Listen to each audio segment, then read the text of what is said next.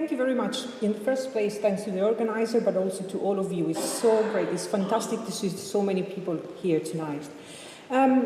So is Devo Manc a flawed democracy? Well, I think that the very fact that we are here tonight asking and discussing this question is a sign in itself that something is not working in the current Devo Manc deal. Don't get me wrong, I do believe that the current process of devolution for Greater Manchester offers opportunities to turn around decades of over-centralisation and improve local governance. Yet, the way in which the process has been set and driven and developed is not without problems, especially for what concerns the democratic aspect.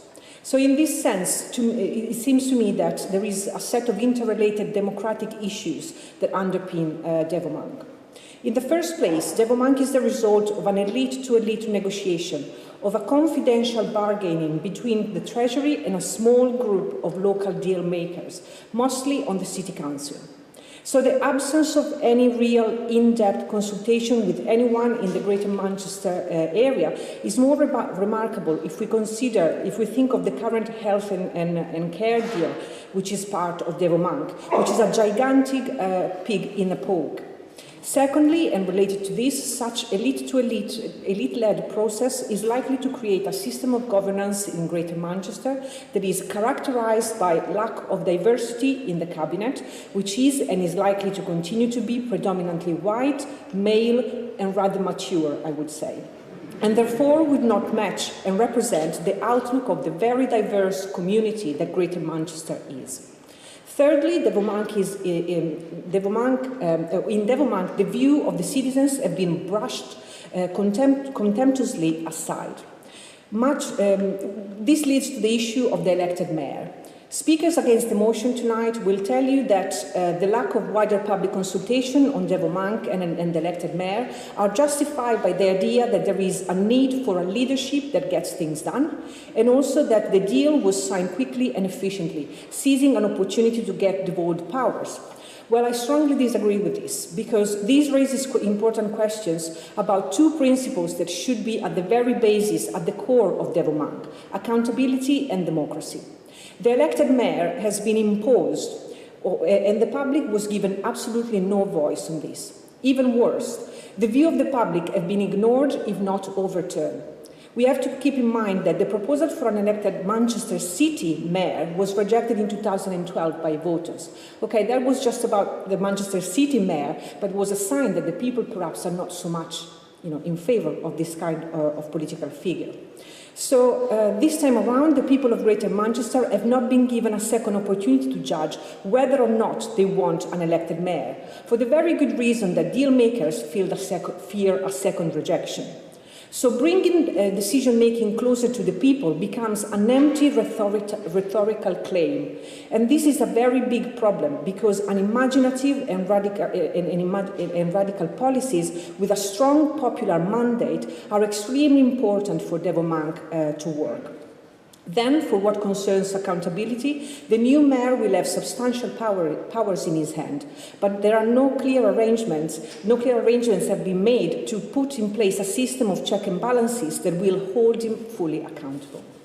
So, fourthly, the elite behind the Devo Manc deal, and perhaps also the other speakers tonight who are against the motion, will argue that the 10 Greater Manchester Authority reps who are behind the Devo Manc deal have been democratically elected and entered the deal acting in the best interest of the citizens. Well, again, I disagree with this point, as they were elected on the basis of manifestos that did not include any specific or detailed account of plans for an elected mayor or how the old Devo Manc deal would have come out. So do they really have a mandate on this matter? It seems to me that if we take all together these points, then Devo Manc has turned into a political project that is very likely to exclude the very people who, in theory, should benefit from it. And this is the Greater Manchester citizens. If Devo Manc aims at, as it should, to engender a sustainable system of devolution that does not only address economic issues, but is concerned also with improving the quality of life and the quality of democracy in the area, then it should really bring politics closer to the people and give people a voice. Further failure to acknowledge this could create even more alienation of citizens from politics, which is already one of the main issues that we are facing at local and national level in this country. If Devo Manc does not speak to, listen and represent the views and the needs of the citizens, then the citizens will turn away from it. And in this way, Devo Manc would miss a great opportunity, becoming just yet another artificial structure of government by the elites, of the elites and for the elites. So I guess that the bottom line here is that in Greater Manchester, as elsewhere, you cannot achieve a sustainable system of devolution unless you take the people with you. Ask the average citizen in the streets in Manchester today, and I am pretty sure they will be able to tell you very little, if anything at all, as to what Devo Manc is about.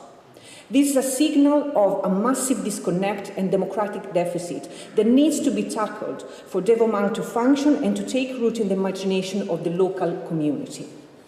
Sure enough, no system of governance is perfect or can aim at being fully democratic.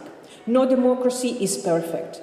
But this does not mean that we should withdraw all hopes for public engagement and settle with an overtly flawed democracy in Greater Manchester.